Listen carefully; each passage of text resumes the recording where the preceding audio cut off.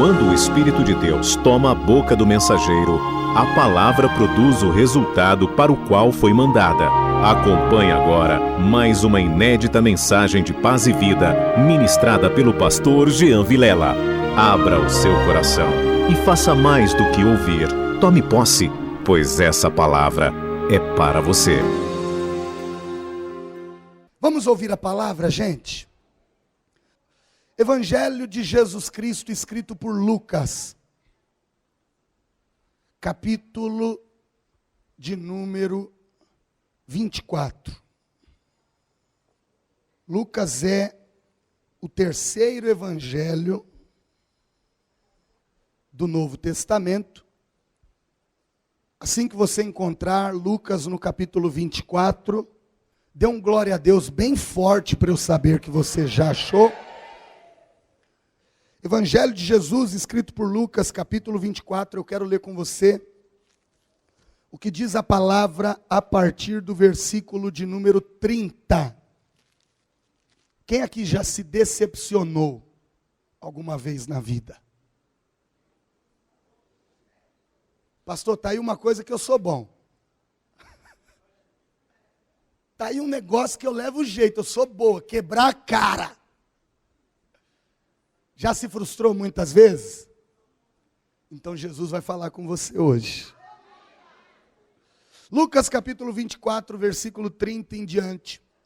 Está escrito o seguinte: E aconteceu que, estando com eles à mesa, tomando o pão, o abençoou e partiu-o e lhe deu. E abriram-se-lhes então os olhos, e o conheceram. E ele desapareceu-lhes. Amém, igreja?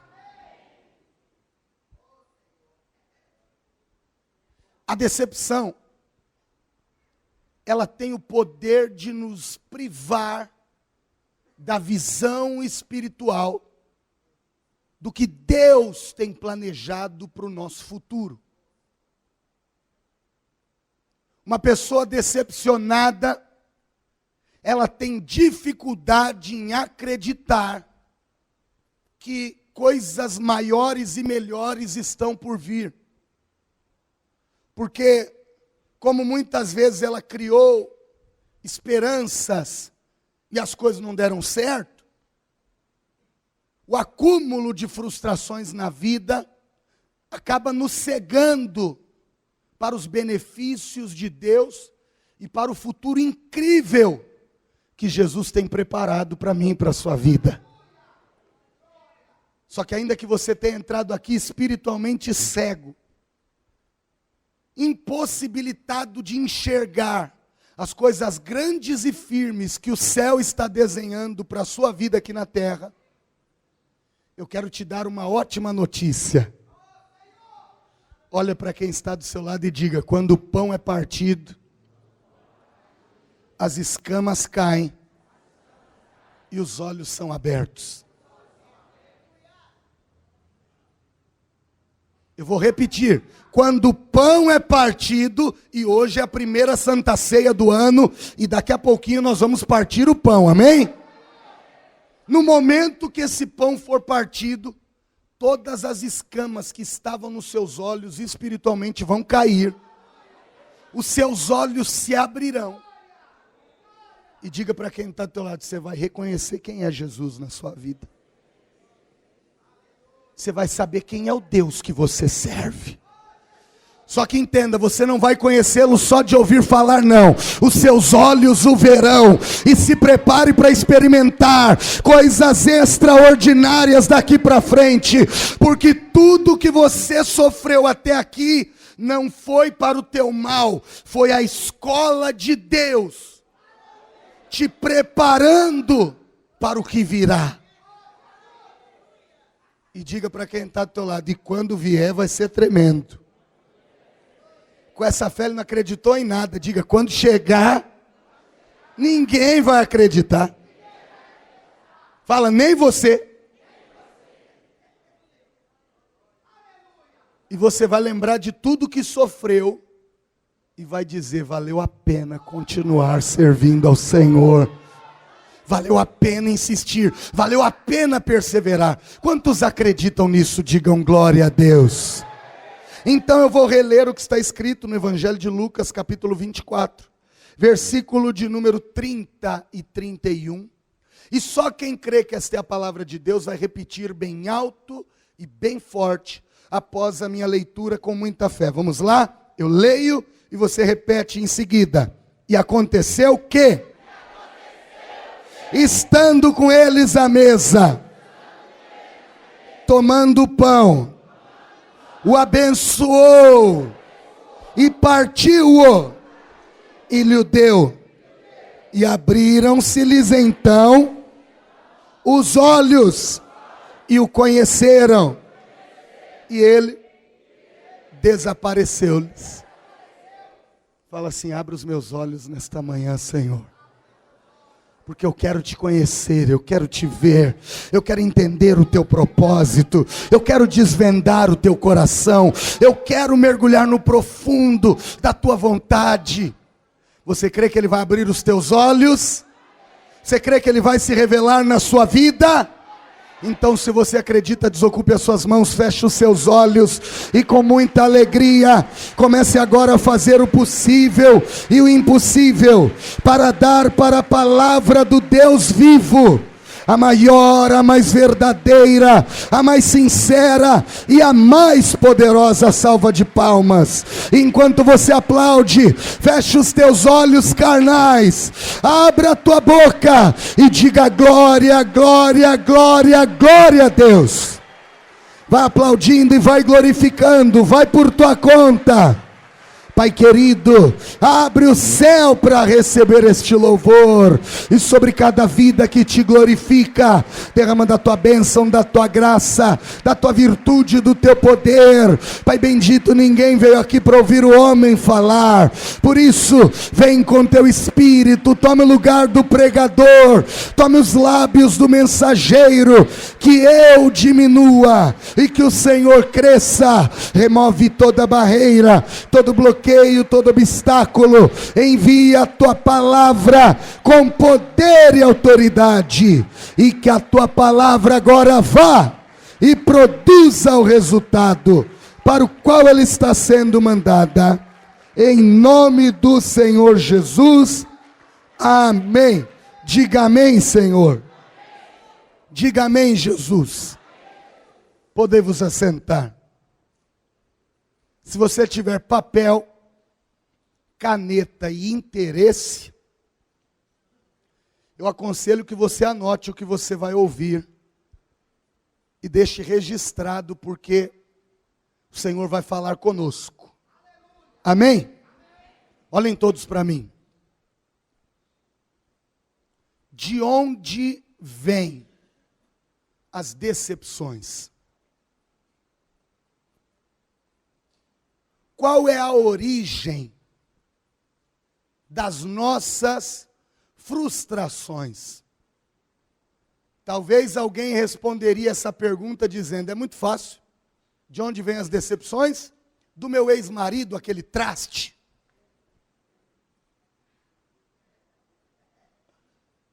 De onde vêm as decepções? Do meu filho, aquele ingrato. Você cria, dá tanto amor e carinho, e depois só dá desgosto. Outro vai dizer: minha decepção maior veio da minha ex-namorada. Ô mulher do coração gelado. Pastor, minha decepção veio de alguém que eu achava que era meu amigo, e aquela pessoa me abandonou quando eu mais precisei, me apunhalou pelas costas. Minha decepção veio da igreja que eu fazia parte, do meu antigo pastor. Ou talvez você diga: pastor, minha decepção vem de saber que tiraram o pastor Joaquim Neto. E olha o que mandam. Não tinha nada melhorzinho, não.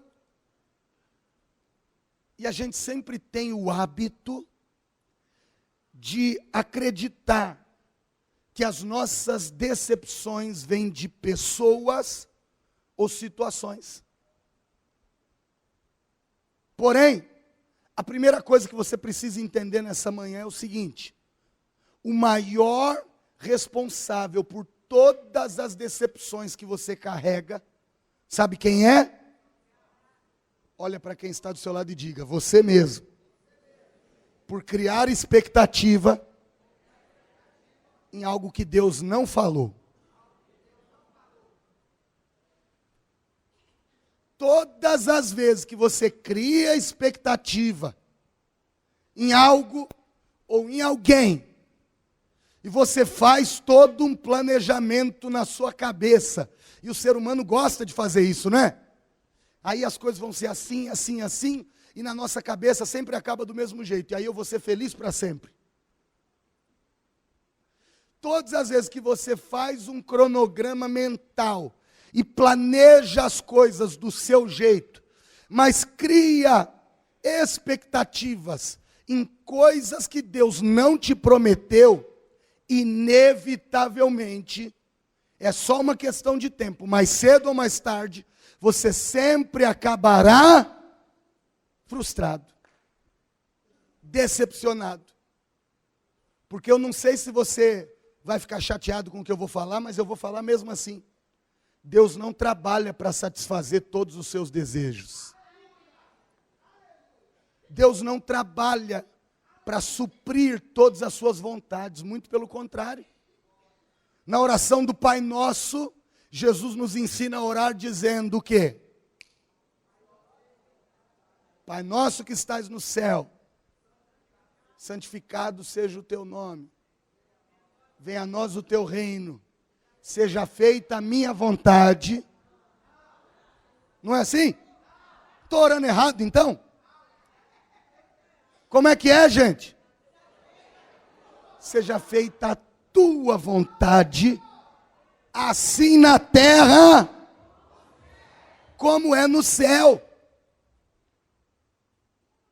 Então olha para quem está do teu lado e diga: nem sempre a vontade de Deus,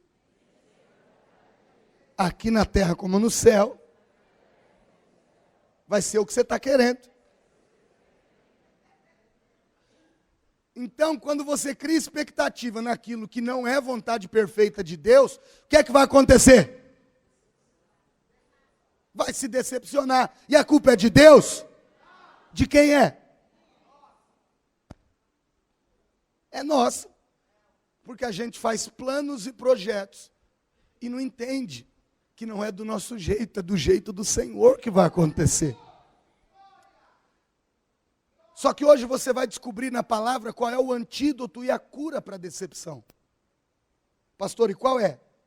Antes da gente chegar nesse ponto, primeiramente eu quero que você entenda que a morte do Senhor Jesus na cruz do Calvário foi o evento mais decepcionante da história da humanidade. Pastor, por quê? Porque quando Jesus morreu, havia sobre ele uma expectativa muito, mas muito grande mesmo. Porém, quando ele dá o seu último suspiro na cruz do Calvário, toda aquela expectativa foi frustrada. E muitos se decepcionaram profundamente. E aí talvez você me pergunta: mas pastor, qual era a expectativa que estava sobre Jesus? E para a gente entender o porquê que a morte de Jesus acabou decepcionando tanta gente, primeiro eu quero voltar com você na história do povo judeu, aproximadamente 5 séculos antes de Jesus nascer. Abre comigo, por favor, a palavra no livro do profeta Daniel, no capítulo de número 2, e deixa aberto. Na época que Daniel estava na Babilônia, a maior potência do mundo antigo era o Império Babilônico, liderado pelo grande rei Nabucodonosor, filho do rei Nebopolazar. E a Babilônia dos tempos bíblicos, só para você entender, é o atual Iraque. E Nabucodonosor, ele era o homem mais poderoso do mundo.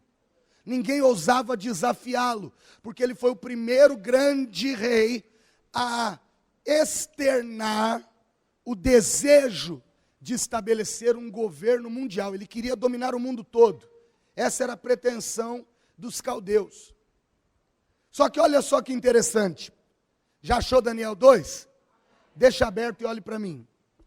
Um dia Nabucodonosor, o rei do Império Babilônico, acordou, perturbado, porque ele tinha tido um sonho naquela madrugada, que tirou a sua paz. Quem já acordou assim? Você já teve um sonho que parecia tão real, mas tão real, que quando você acordou, seu coração estava disparado? Você já sonhou que estava caindo e deu um pulo na cama? Já sonhou que estava sendo perseguido e acordou tremendo igual um doido, correndo? Já sonhou que estava no banheiro? Deixa para lá. Nabucodonosor, gente, ele acorda incomodado, porque ele tinha tido um sonho, e aquele sonho roubou sua paz. Ele manda chamar todos os sábios, profetas, videntes, astrólogos, estudiosos da Babilônia no palácio, e ele reúne aquela galera toda e diz: ó, o negócio é o seguinte, pessoal, essa madrugada eu sonhei um sonho, esse sonho tirou minha paz, e eu quero saber qual é o significado desse sonho. E se vocês não disserem o que o meu sonho significa, vai morrer todo mundo. Os caras disseram: rei, isso é fácil, conta o sonho para a gente e a gente dá a interpretação. Aí Nabucodonosor diz assim: esse é que é o problema. Eu não tenho a menor ideia do que foi que eu sonhei. Eu esqueci meu sonho, diga misericórdia. Quem já esqueceu o sonho? Eu tive um sonho bom, mas não lembro o que é. Os caras disseram: mas rei, como é que a gente vai te dar a interpretação de um sonho que nem o senhor sabe qual é? Nabucodonosor falou: eu pago vocês para quê? Como incentivo, a regra é a seguinte: se interpretar o sonho, não morre ninguém. Se ninguém me der a resposta que eu quero, vai morrer todos os sábios da Babilônia. E, gente, foi uma loucura. Estava em todos os grupos de WhatsApp. Nabucodonosor vai matar geral. Todos os sábios vão morrer se ninguém der para ele a interpretação. E, gente, tinham 4 jovens judeus que estavam entre os sábios da Babilônia e que ficaram sabendo da treta. Quem era? Daniel e os 3 amigos dele. Como era o nome deles?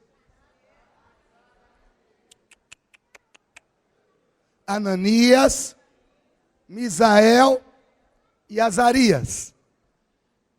Daniel chama os caras e diz assim: mano, o negócio está feio. Nabuco vai matar todo mundo, velho. Então, me ajuda em oração aí, que eu vou tentar resolver essa parada. Daniel era profeta, então ele manda o mensageiro dizer para Nabucodonosor: ó, não executa ninguém não, que eu sei quem pode interpretar o seu sonho e dizer o que foi que o senhor sonhou. Nabucodonosor pergunta para Daniel: você pode me dizer qual é o meu sonho? Ele diz: eu não, mas eu conheço um Deus que revela o oculto e escondido. Ele conhece o que está em trevas, e ele pode dizer qual foi o sonho que o senhor teve, ainda dizer o significado. Nabucodonosor diz: então vai lá orar para o seu Deus e me volta aqui com a resposta. Passado um tempo, Daniel ora, os amigos dele oram, Deus passa um WhatsApp do céu para Daniel.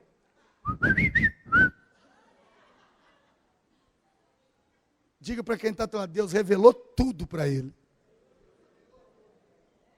E quem crê que Deus ainda revela? Deus contou tudinho. Aí Daniel ficou valente, porque agora ele já sabe. Ele chega na presença do rei, e o rei diz: e aí, vai me dizer o que eu sonhei ou não vai? Os outros sábios estão em volta: tomara que ele acerte, tomara que ele acerte. Daniel disse: o senhor quer saber o sonho? Está preparado? Então segura. O senhor estava deitado na sua cama, dormindo, e de repente no teu sonho o senhor viu uma estátua gigante, que ia da terra até o céu. E olha que sonho malucão. A cabeça da estátua era de ouro. O peito e os braços de prata. A cintura e os lombos de cobre, de bronze.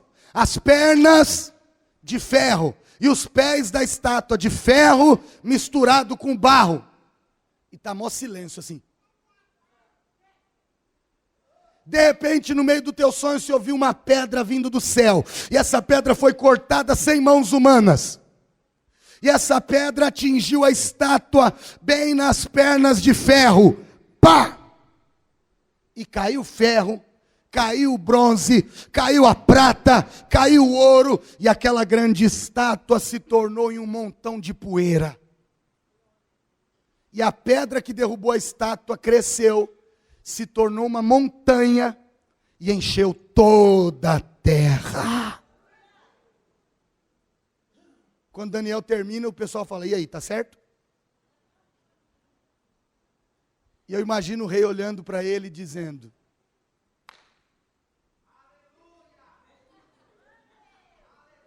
onde é que estava esse menino que não me trouxeram logo, gente? Foi exatamente isso que eu sonhei. Agora que você falou, eu lembrei de tudo. Eu vi a estátua, cabeça de ouro, peito e braço de prata, cintura de cobre, perna de ferro, pé de ferro com barro. Veio a pedra, quebrou tudo. A pedra cresceu, virou montanha, encheu a terra. Foi isso mesmo. Mas falta o que agora? O que, gente? O significado e a interpretação. Quem quer saber a interpretação desse sonho? Outro dia eu conto. Vamos dar a benção final? Faça assim com as suas... Quem quer saber a interpretação? Faço questão de ler com você aqui em Daniel, capítulo 2.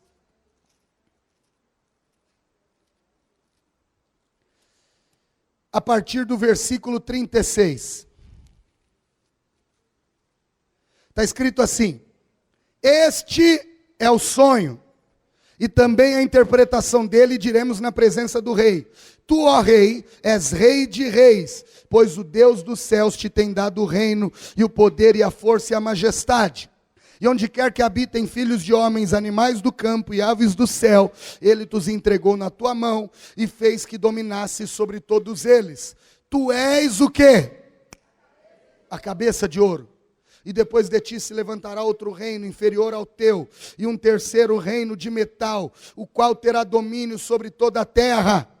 E o quarto reino será forte como ferro, pois como ferro esmiuça e quebra tudo, como ferro quebra todas as coisas, ele esmiuçará e quebrantará.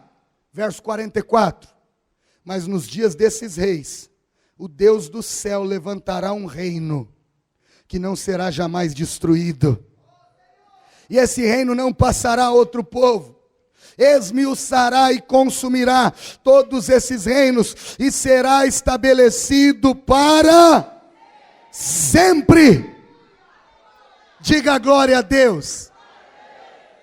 Esse sonho aparentemente meio malucão, nada mais era do que Deus adiantando, através de Nabucodonosor, a revelação do que aconteceria nos próximos séculos da história humana. Naqueles dias, o Império Babilônico parecia indestrutível, invencível. Ninguém ousava desafiar Nabucodonosor. Ele era rei de reis. Queria dominar o mundo todo. Mas Deus falou aí, Nabucodonosor, fica sabendo que o teu reino pode ser poderoso, mas ele não será eterno. O teu reino pode ser cheio de esplendor, riqueza e glória, mas ele vai acabar. Porque você, Nabucodonosor, e o Império Babilônico que você representa, são a cabeça de ouro. O primeiro grande império de amplitudes mundiais a ser estabelecido, a Babilônia. E Deus disse, a Babilônia vai crescer, vai prosperar, mas não vai durar para sempre. Depois do Império Babilônico vai vir um segundo reino que vai tentar dominar o mundo todo, inferior aos babilônios, mas também muito poderoso, representado pelo peito e os braços de prata. De que reino Deus estava falando? O Império Babilônico, como existia nos dias de Nabucodonosor, ele durou de 605 a.C. a 539 a.C. Em 539, o Império Medo-Persa, e a Pérsia dos tempos bíblicos é o atual Irã, um povo que não gosta de guerra, bem sossegado. Galera tranquilona.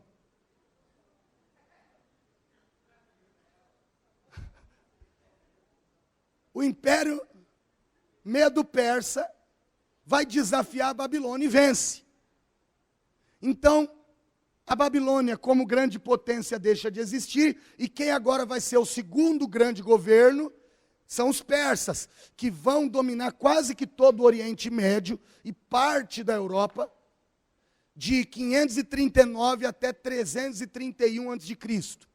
Só que Deus falou, depois deles vai vir um terceiro reino, de cobre, de bronze. E esse reino será grande. Qual foi o terceiro grande império mundial que surgiu? Depois da Babilônia e da Pérsia, pastor? O Império Grego-Macedônio de Alexandre o Grande. Alexandre o Grande expandiu tanto o seu domínio, que ele chegou até parte das Índias, do Oriente. E ele queria dominar o mundo todo, mas morreu muito jovem. Depois do terceiro império, Deus falou, vai vir um quarto império.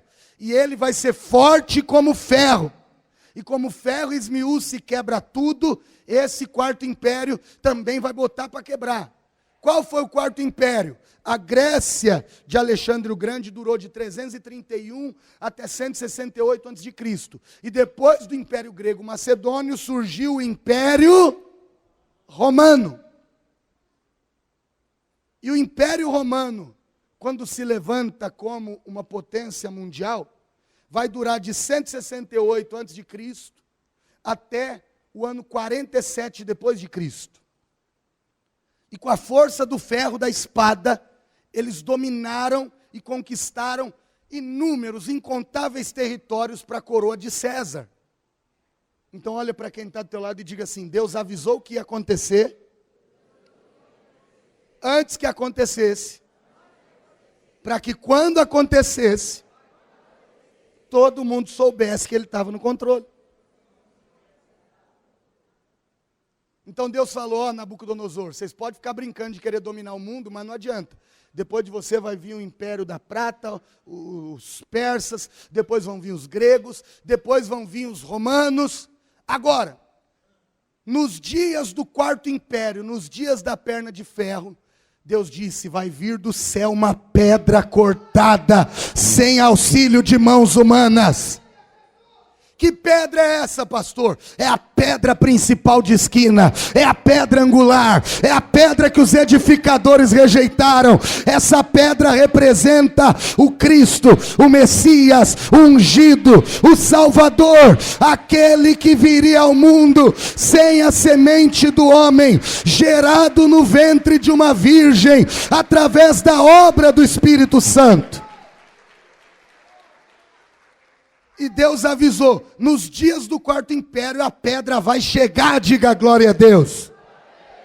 E diga para quem está do teu lado, quando ele chegasse, ele ia botar o governo dos homens por terra. A pedra ia derrubar o ferro, o cobre, a prata, o ouro, ia se tornar tudo em poeira. E essa pedra cresceria, se tornaria uma grande montanha e se espalharia por toda a terra. O que é que Deus estava prometendo ali para o povo de Israel, para os descendentes de Abraão? Aguardem, porque o Messias em breve chegará para estabelecer na terra o reino dos céus. E olha para quem está do teu lado e diga, havia uma expectativa no coração dos judeus pela chegada do reino de Deus. Por que eles queriam tanto que o reino de Deus chegasse? Porque eles foram oprimidos pelos babilônios, pelos persas, até foram libertos, mas ainda assim padeceram. Pelos gregos, estavam sofrendo muito na mão dos romanos, só que na época do Império Romano, havia uma tensão em Israel, porque eles diziam, a gente já está no quarto império, a qualquer momento, quem é que vai aparecer? A pedra. Eles não sabiam quem era, mas eles sabiam que nos dias do Império Romano, a promessa era que viria a pedra, o Salvador. E foi nessa época que apareceu Jesus. E alguém sabe qual foi a primeira pregação que Jesus fez quando ele apareceu?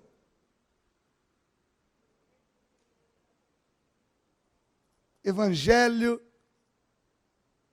de Mateus,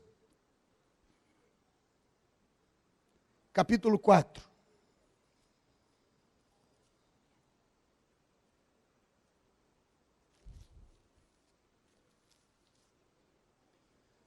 Versículo 17. Mateus 4,17. Quem achou, diga amém. Está escrito, desde então começou Jesus a pregar e a dizer o quê? Arrependei-vos, porque o quê? Opa! Porque é chegado o quê? Fala para quem está todo. Quando a multidão ouvia um trem desse, é chegado o quê? O que o povo pensava?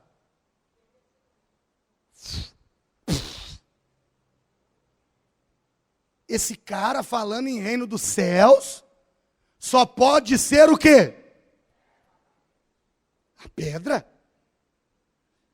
Olha o que diz o versículo 23. E percorria Jesus toda a Galiléia, ensinando nas suas sinagogas e pregando o evangelho do reino, e curando todas as enfermidades e moléstias entre o povo. E a sua fama correu por toda a Síria, e traziam-lhe todos os que padeciam, acometidos de várias enfermidades e tormentos, os endemoniados, os lunáticos e os paralíticos, e ele...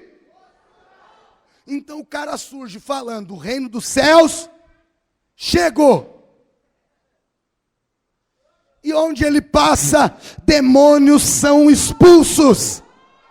Onde ele passa, o cego enxerga, o surdo ouve, o mudo fala, o paralítico anda, o leproso é purificado, o morto ressuscita, ele anda sobre as águas, acalma a tempestade, multiplica pães e peixes, ressuscita mortos.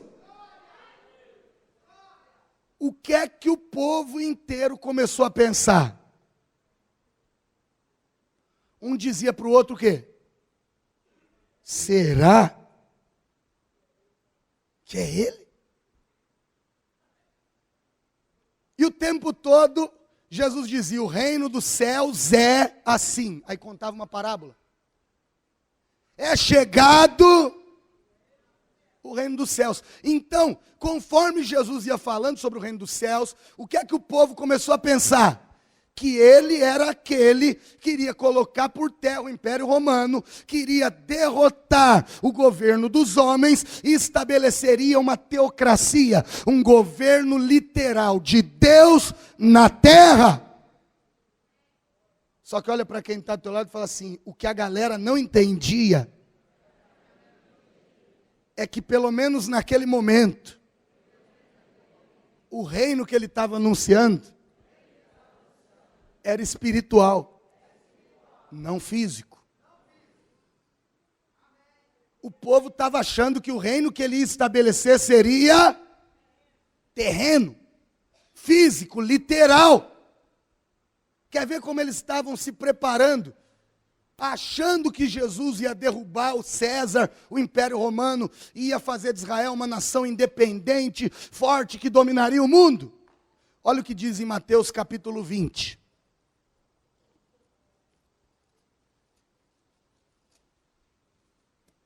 Versículo 20.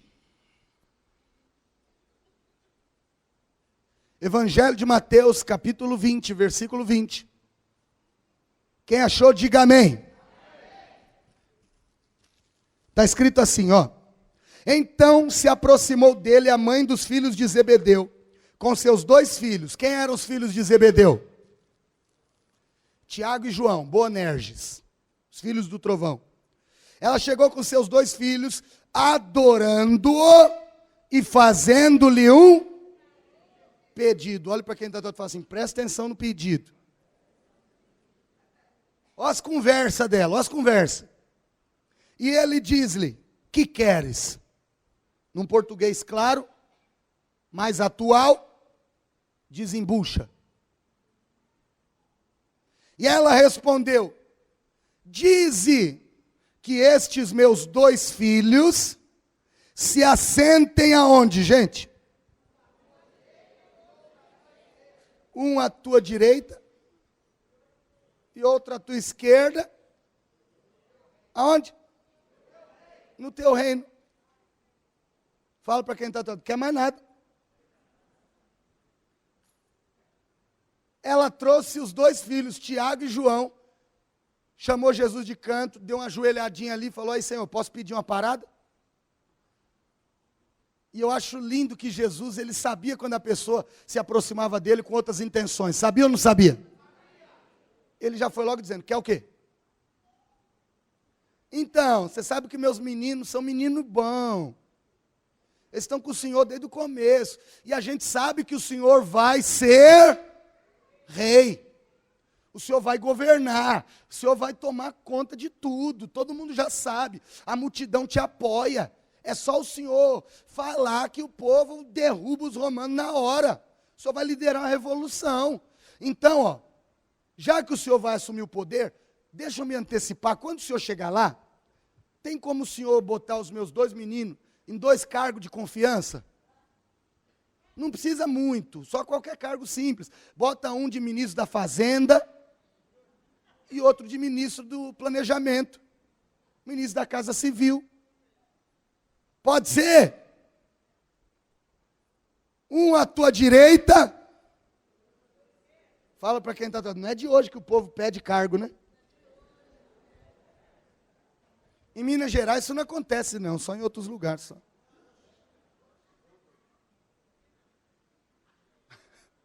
Os discípulos, quando ouviram ela pedir para pôr um na direita, outro na esquerda, ficaram furiosos. Pastor, por quê? Porque eles estão pensando assim, nós estamos aqui esperando a hora certa de pedir o cargo, essa mulher vem e atravessa. Jesus diz, por acaso eles podem beber o cálice que eu vou beber? Porque se era para ficar um à direita e outro à esquerda, responda para mim, qual foi o lugar onde Jesus estava aos olhos de todos e que tinha uma outra pessoa à sua direita e outra à esquerda? Olha o que essa mãe está pedindo. E se a gente pensar no reino dos céus, Jesus se senta à direita do Pai. Logo, quem está à esquerda de Jesus? O próprio Deus. Elas querem o quê? Ela quer o quê? Que tira Deus para pôr o filho dela? Só que na cabeça do povo, o reino de Jesus não era espiritual, seria um reino terreno, natural. Tanto que no Evangelho de Lucas 17, lá em Lucas no capítulo 17, de tanto ele falar do reino,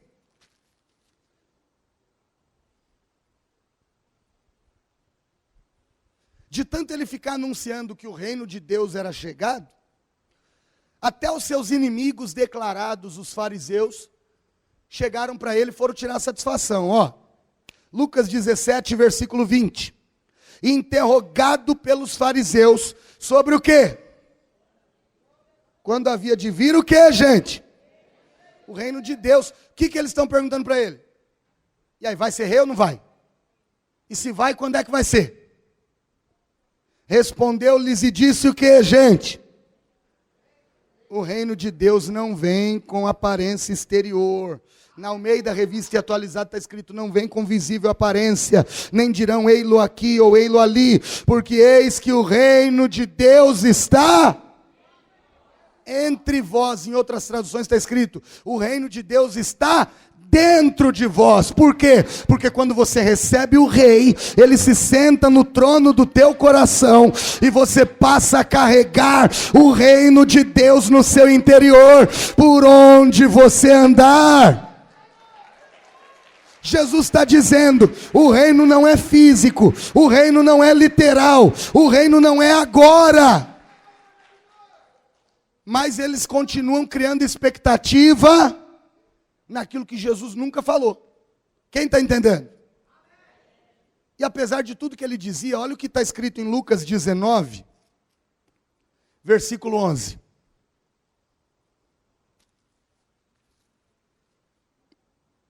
Lucas 19, 11, posso ler? E ouvindo eles essas coisas, ele prosseguiu e contou o que, gente? Uma parábola. Porquanto estava perto de Jerusalém, e cuidavam que logo se havia de manifestar o reino de Deus. E disse, pois, certo homem nobre partiu para uma terra remota, a fim de tomar para si um reino e voltar depois. Olhe para mim. É a última semana de vida, ele está indo para Jerusalém com os discípulos, e mesmo ele falando que o reino não era da terra, os discípulos estão indo com ele para Jerusalém, pensando, é agora que nós vamos tomar tudo. Só que ele não está indo para tomar o poder, ele está indo para quê? Para que ele está indo para Jerusalém, gente? Para se entregar, para morrer. Só que eles estão indo para Jerusalém pensando, agora nós vamos tomar tudo. Imagina que surge um maluco aí que diz que vai estabelecer um novo reino no Brasil, ele reúne os seus seguidores e começa a caminhar para Brasília, lá na esplanada dos ministérios, em direção ao Palácio do Planalto. Quem já foi lá? Eu morei lá, fui pastor lá, conheço. Todo mundo vendo ele para Brasília, pensa, ele vai reivindicar o poder. Jesus está indo para Jerusalém, para a capital, e o povo está dizendo, é agora, é agora. Aí ele, para tentar acalmar os ânimos, conta uma parábola dizendo, um certo homem nobre. Quem é o homem nobre da parábola que ele está contando? Ele mesmo. Partiu para uma terra remota. Quem é que veio do céu para a terra? A fim de tomar para si um reino. Ele veio estabelecer o reino. Só que ele diz, ele veio estabelecer o reino e voltar depois. Fala para quem está do teu lado, é um reino que é estabelecido em 2 etapas. Ele falou que aquela era a primeira vinda, mas ele teria uma ausência temporária e voltaria depois. Quem crê que ele vai voltar? Quando ele voltar e todas as coisas se cumprirem, quando chegar o milênio, aí sim ele vai governar literalmente aqui na terra. Mas não era naquele momento, deu para entender ou não? Jesus falou que não era naquela hora ou não falou? Só que mesmo ele falando, sabe o que aconteceu? Ele vai para Jerusalém, resumindo a história, você já conhece o que aconteceu, não é? Judas vende, trai o Filho de Deus por 30 míseras moedas de prata. Combina com os principais dos sacerdotes, dizendo, ele está no monte orando, então vamos comigo. Aquele que eu beijar é esse que vocês têm que prender para matar. Ele beija a Jesus. Naquele momento Jesus podia ter fugido. Mas ao invés disso ele diz, amigo, aqui vieste, é com um beijo que você trai o Filho do Homem. Os discípulos tentam resistir, Jesus falou, guarda a espada na bainha, Pedro. Ele tinha cortado a orelha do servo do sumo sacerdote, Jesus cola a orelha de volta. E diz, se eu quisesse, eu rogaria meu pai, ele mandaria 12 legiões de anjos para me salvar agora, mas isso tem que acontecer. A maioria dos discípulos fugiu, se escondeu. Só João ficou com ele o tempo todo até o final. E depois de passar a madrugada inteira sendo acusado injustamente, depois de ser declarado inocente em todos os tribunais pelos quais passou, por conta do clamor da multidão influenciada pelos religiosos, o decreto é dado, e mesmo com o corpo já todo retalhado pelos açoites, ele é obrigado a carregar a sua cruz, por um trajeto de quase 500 metros, por toda a via dolorosa até o Gólgota, o Calvário. Lá ele é colocado sobre o madeiro, pregado naquela cruz. E às 9 horas da manhã o seu corpo foi levantado e ele ficou ali agonizando e vertendo o seu sangue. Das 9 da manhã até as 3 horas da tarde. E talvez alguns dos que achavam que ele ia governar literalmente pensavam, ele vai descer da cruz, ele vai sair de lá. Só que às 3 da tarde ele diz: Pai, nas tuas mãos eu entrego o meu espírito. Está consumado. E o que é que ele fez? Ele adormeceu e morreu. Seu corpo foi tirado da cruz, levado para o sepulcro de José de Arimateia. Colocaram uma pedra na sepultura. E na hora que Jesus morreu, diga para quem está do teu lado, os sonhos de muitos discípulos morreram com ele. Todo mundo começou a pensar, larguei a pesca, larguei meu barco, larguei a cobrança de impostos, larguei tudo por causa de Jesus. Eu sonhava em viver para Ele, eu sonhava em fazer o trabalho pelo qual Ele me chamou, eu sonhava em viver para salvar vidas, mas foi tudo em vão. Jesus morreu, o sonho acabou, uns foram para um lado, outros foram para o outro, e a maioria decidiu fugir de Jerusalém. E é aí que entra o capítulo 24 de Lucas, onde a gente começou. Porque no versículo de número 13 de Lucas 24, olha o que diz a palavra. Lucas 24, versículo 13, posso ler? Está escrito: E eis que no mesmo dia iam 2 deles para uma aldeia que distava de Jerusalém, 60 estádios, aproximadamente 11 quilômetros, cujo nome era Emaús. Iam falando entre si de tudo aquilo que havia sucedido. E aconteceu que indo eles falando entre si e fazendo perguntas um ao outro, o mesmo Jesus se aproximou e ia com eles. Mas os olhos deles estavam como que fechados, para que o não conhecessem. E ele lhes disse: Que palavras são essas que caminhando trocais entre vós, e por que estáis tristes? E respondendo um cujo nome era Cleopas, disse-lhe: És tu só peregrino em Jerusalém, e não sabes as coisas que nela têm sucedido nesses dias? E ele lhes perguntou: Quais? E eles lhe disseram: As que dizem respeito a Jesus, o Nazareno, que foi um profeta poderoso em obras e palavras diante de Deus e de todo o povo, e como os principais dos sacerdotes e os nossos príncipes o entregaram à condenação de morte e o crucificaram. Versículo 21, olha a decepção, olha a frustração. E nós esperávamos que fosse ele o que remisse a Israel. Remir, segundo o dicionário, significa arrancar do poder alheio. Mas agora, com tudo isso, é já hoje o quê? O terceiro dia. Que dia era? Domingo. Hoje já é o terceiro dia desde que essas coisas aconteceram. Eles estão indo embora de Jerusalém para Emaús, fazendo perguntas e dizendo: rapaz, a gente achou que ele era o Salvador, a gente achou que ele era o rei, a gente achou que ele era o Filho de Deus, mas já fazem 3 dias que ele morreu. E quando eles estão decepcionados e murmurando, quem é que apareceu caminhando com eles? Olha para quem está do teu lado e diga com autoridade, em nome de Jesus, nos piores momentos da sua vida, fala para essa pessoa: quando parece que você está por conta própria, pode ter certeza que é nessa hora que Jesus começa a caminhar com você. Ah, Jesus me abandonou. Ele está mais perto do que você pensa. Jesus me esqueceu. Ele está mais perto do que você imagina. Os dois estão caminhando e dizendo: morreu, fazer o quê, né? Morreu. E quem que aparece vivão do lado deles? Ó Jesus aqui. Eu acho legal que Jesus entra no assunto e fala: que palavras são essas que vocês estão trocando aí? Por que vocês estão tristes? Jesus sabia por que eles estavam tristes? Mas ele queria ouvir eles falando. Olha para quem está do teu lado e diga: Jesus está perguntando. Que palavras são essas que você anda falando? Olha para quem está do teu lado e fala assim: por que você anda tão triste? Pastor, é porque meu noivado acabou, eu perdi o emprego. Pastor, é porque meu parente está doente. Pastor, é porque Jesus, ele não me abençoou, nada dá certo. Deus me esqueceu. Ó Jesus olhando para eles, dizendo, por que vocês estão tristes? E os caras estão dizendo, é porque Jesus morreu. Você não está sabendo, não? Você não é daqui? Jesus falou, o que está rolando aí? Jesus, o Nazareno, profeta poderoso, morreu. Jesus falou, é nada. Morreu mesmo? Morreu do quê? A gente achava que ele seria o remidor de Israel, que ia libertar a gente de Roma.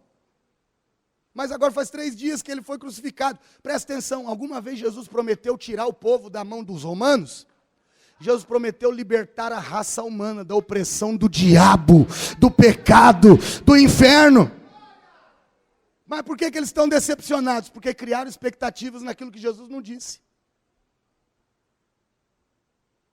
A gente achou que ele era o remidor, mas e agora? Já era tudo. Agora olha o que Jesus vai falar para eles. Versículo 25. E se você entrou aqui decepcionado, chateado por algo que deu errado, olha para quem está do teu lado e diga, segura que é para você, tá? Você está aí todo choroso, toda chorosa, dizendo, meu Deus, por que isso aconteceu? Olha o que Jesus está te falando, versículo 25. E ele lhes disse, ó nécios e tardos de coração, para crer tudo que os profetas disseram. Porventura não convinha que o Cristo padecesse essas coisas e entrasse na sua glória? Aquilo tinha que acontecer. E começando por Moisés e por todos os profetas, explicava-lhes o que dele se achava em todas as escrituras. O que Jesus explicou para eles? Aquilo tinha que acontecer. Olha para quem está do teu lado e diga assim, é difícil de entender agora. Mas se certas coisas ruins não acontecessem, outras coisas melhores não viriam na sua vida. Às vezes Deus tem que fechar uma porta para abrir um portão. Às vezes Deus tem que tirar algo da sua vida que parece que é bom, para te dar aquilo que é extraordinário e excelente. Às vezes Deus tem que tirar alguns falsos amigos para poder te dar os verdadeiros. Às vezes Deus prefere te frustrar hoje para te surpreender amanhã. Então assim diz o Senhor, se você entrou aqui triste, chorando e lamentando por aquilo que você perdeu, por quem saiu da sua vida, ou por aquilo que deu errado, o Deus Todo-Poderoso está te dizendo, levante a sua cabeça, porque a situação pode ter saído do teu controle, mas eu ainda estou contigo, eu estou cuidando de você, e o que você não entende agora, você entenderá depois, e lá na frente, você verá que foi tudo para o seu bem. Levanta a mão direita e diga, quando Jesus não faz do meu jeito, é porque Ele quer fazer algo maior. É porque vai ser melhor. Então olha para quem está do lado e fala assim, não fala do que você não entende. Pastor, mas eu estou decepcionado, estou chateado. Quando a vitória de Deus chegar na sua vida, você vai dizer, que bom que não deu certo. Ainda bem que aquele relacionamento acabou, não era para mim. Ainda bem que aquela porta fechou, agora eu tenho minha empresa. Jesus falou para eles, aquilo tinha. Só que por que eles não reconhecem a Jesus? Porque a decepção cega. Tem gente aqui que tem pensado, Deus não está me vendo, Deus não está nem aí para mim. Não, é que você está cego por causa dos problemas. Só que onde a gente começou é onde a gente vai terminar, versículo 30. Eu quero ler com toda a igreja de pé. E aconteceu que estando com eles à mesa, quem crê que Jesus está à mesa conosco? Essa palavra é o pão que Ele está servindo, amém? Estando com eles à mesa, tomando o pão, o abençoou e partiu-o e lhe o deu. E o que aconteceu quando Ele deu o pão? Abriram-se-lhes então os olhos e o conheceram. E Ele desapareceu-lhes. E disseram um para o outro: porventura não ardia em nós o nosso coração, quando pelo caminho nos falava, e quando nos abria as escrituras? E na mesma hora, levantando-se, voltaram para Jerusalém e acharam congregados os 11, e os que estavam com eles, os quais diziam: ressuscitou verdadeiramente o Senhor, e já apareceu a Simão. E eles lhe contaram o que lhes acontecera no caminho, e como deles foi conhecido no partir do pão. Quando o pão foi partido, eles entenderam que quem estava lá cuidando de tudo o tempo todo era... Já nós vamos partir o pão. E você vai ver que Jesus está muito mais perto do que você imagina. Agora, sabe o que é lindo? Quando eles entenderam que Jesus estava vivo, o que eles fizeram? Voltaram para Jerusalém, porque eles achavam que o sonho estava morto. Mas quando viram Jesus ressurreto, eles disseram para os discípulos: o nosso sonho está mais vivo do que nunca. E olha aqui para mim, eu tenho uma palavra de Deus para a sua vida. O teu ministério não está morto. Teu casamento não está morto. O teu sonho não está morto. O teu projeto não está morto. Ele está mais vivo do que nunca. E Jesus Cristo está dizendo: se você desistiu, volta para Jerusalém, porque Ele ainda tem grandes coisas para fazer na sua vida. Aleluia! Vira para quem está do teu lado e fala assim: está decepcionado, tá? Fala para essa pessoa: é porque você não imagina o que Jesus já preparou para o seu amanhã.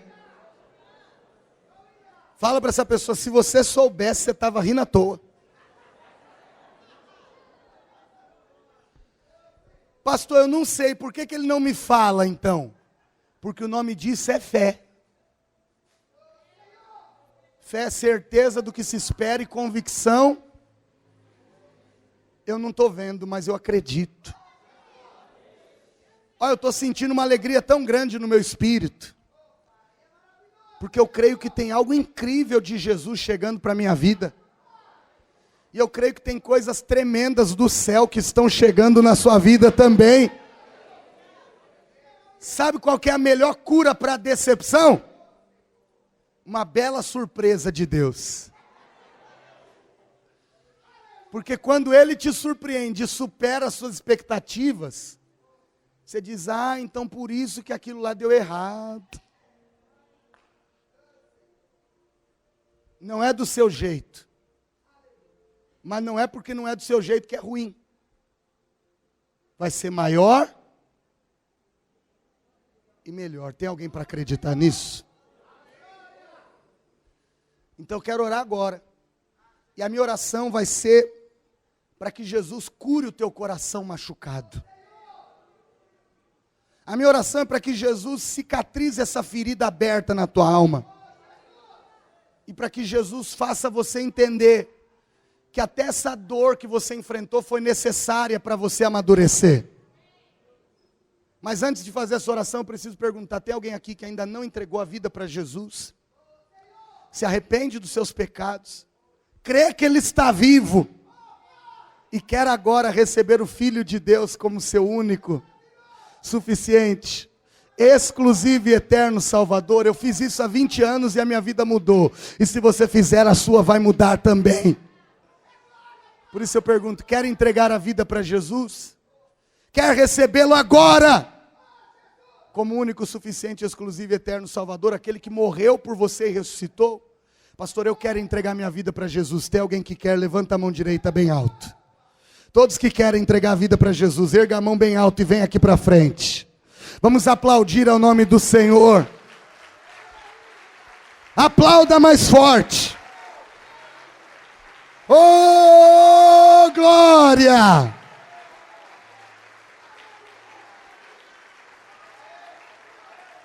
Vem cá, dá um abraço aqui.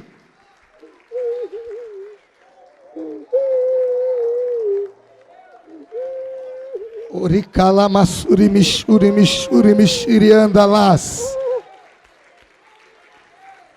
Aleluia! Fica aqui. Abraça ele.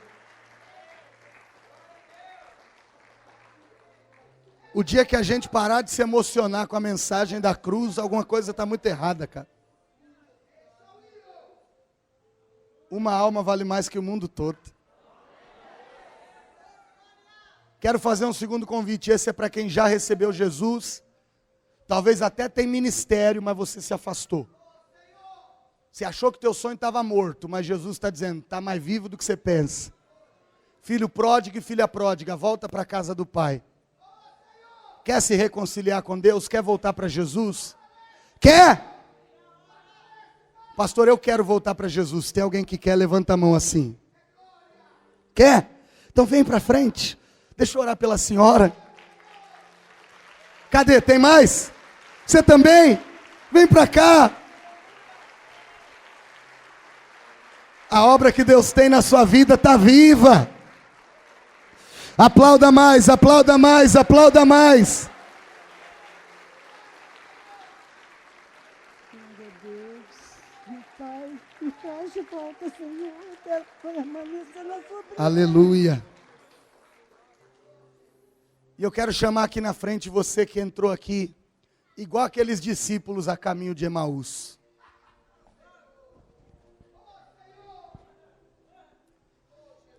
Ah, Jesus nem deu o que eu pedi, nem fez o que eu queria, deu errado. Se você entrou aqui decepcionado, decepcionada, chateado, frustrado, ou talvez até emburrado com Deus, mas você ouviu a palavra e entendeu que se não foi do seu jeito, é porque vai ser melhor. E você quer que Jesus cure a sua decepção hoje. Se é com você que Deus está falando, não tenha vergonha. Vem para frente, eu vou orar por você. Não precisa ter vergonha não. Venha, venha, venha, venha.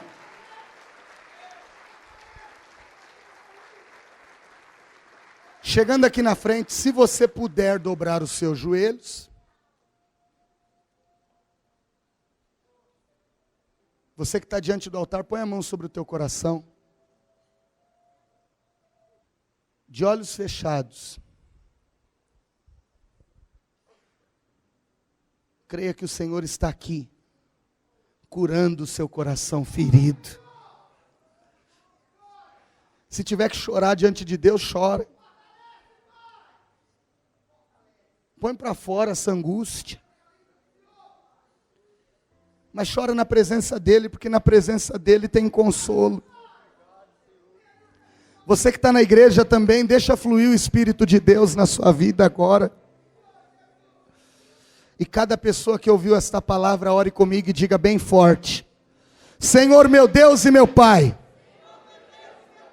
nesta manhã, eu ouvi a Tua palavra, e era tudo que eu precisava, porque eu entendi a origem das decepções. Todas as vezes que eu crio expectativa naquilo que não é a tua vontade, eu sempre vou me frustrar. E só o Senhor sabe quantas vezes eu já me decepcionei, eu já quebrei a cara, mas eu ouvi a tua voz e entendi que o Senhor está comigo para curar meu coração e consolar a minha alma ferida. Por isso, ó Pai, em nome de Jesus, eu te peço agora, vem com teu Espírito Santo, trabalha, Senhor, no meu coração, tira de mim agora toda angústia, toda tristeza, toda frustração, toda decepção, e me faça entender que se não foi do meu jeito, é porque vai ser maior, é porque vai ser melhor, E o que eu não entendo hoje, amanhã eu vou entender. E um dia eu ainda vou dar graças a Deus por esse sofrimento, pois tudo coopera para o meu bem. Em nome de Jesus, o meu único, suficiente, exclusivo e eterno Salvador, aquele que garante que o meu sonho está mais vivo do que nunca. Em nome de Jesus, amém e graças a Deus. Você acabou de ouvir uma inédita mensagem de paz e vida, ministrada pelo pastor Jean Vilela. Acompanhe diariamente neste mesmo horário, ministrações que vão mudar a história da sua vida. Um oferecimento dos Pregadores do Telhado. Saiba mais sobre este compromisso. Acesse pregadoresdotelhado.org.br.